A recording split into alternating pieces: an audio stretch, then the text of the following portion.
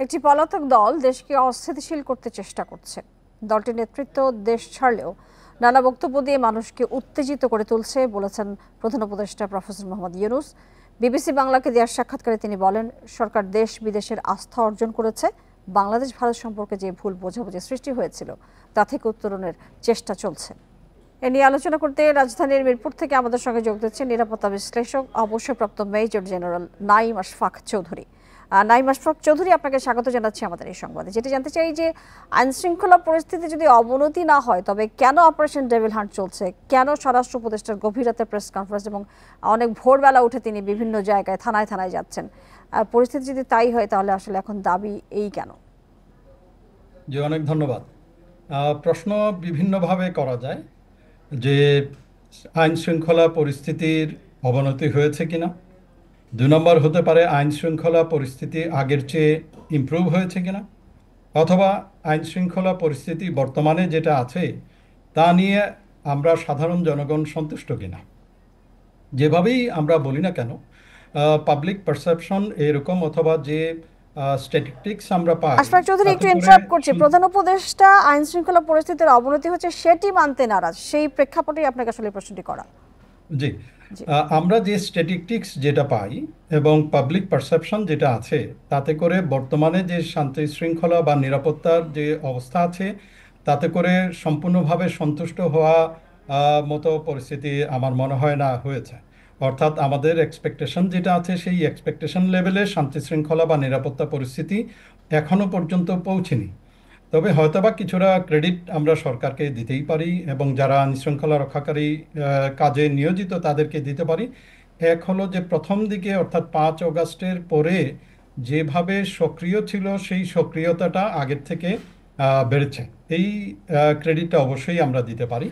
তবে এই নাঈম সক্রিয়তাটা আশফাক চৌধুরী, আরেকটু ইন্টারাপ্ট করছি আপনাকে। অর্থাৎ আইন শৃঙ্খলা পরিস্থিতি অবনতি হয়েছে এইটি যদি আসলে স্বীকার করা হয়, সেটি আসলে সরকারের ব্যর্থতার বিষয়ে আসলে ফুটে উঠে গেলে সেই অর্থে কি আসলে প্রধান উপদেষ্টার এই স্বীকার না করার বিষয়টি কিনা? এবং সেই সাথে আসলে আমরা কি যেটি দেখছি যে কোনো একটি বিশেষ দলকে নজরে রেখে আসলে কি আমরা আসলে বিষয়টি থেকে ফোকাস হারিয়ে ফেলছি? না, আমি ওই কথাটাই বলছি যে আমরা যে পর্যায়ে বর্তমানে নিরাপত্তা অবস্থা আছে তাতে করে সম্পূর্ণভাবে সন্তুষ্ট হওয়ার কোনোই কারণ নাই। আমি সেই কথাটা আগে বলেছি। অর্থাৎ আরও উন্নতি হওয়ার অবকাশ রয়েছে। যারা করছেন তারা তাদের সক্রিয়তা বর্তমানে কিছুটা দেখা যাচ্ছে। এই সক্রিয়তাটা আরও আগেই হওয়া উচিত ছিল। কয়েক মাস আগের থেকে যদি এই কাজটা করা হতো তাহলে হয়তোবা বর্তমানে যে পরিস্থিতি আছে সেই পরিস্থিতির থেকে আরও ভালো কিছু আমরা আশা করতে পারতাম। শঙ্কার বিষয় হলো এটা যে আগামীতে যেটা বলা হচ্ছে যে আগামী ডিসেম্বরে ইলেকশন হবে।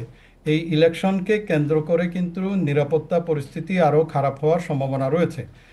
তাছাড়া আজকে মাননীয় প্রধান উপদেষ্টা যে কথার ইঙ্গিত দিয়েছেন যে একটি দল দেশকে অস্থিতিশীল করার চেষ্টা প্রথম থেকেই করছিল, বর্তমান সরকারকে অস্থিতিশীল করার চেষ্টা করছিল, এইটাকে একেবারেই উড়িয়ে দেওয়ার মতো না।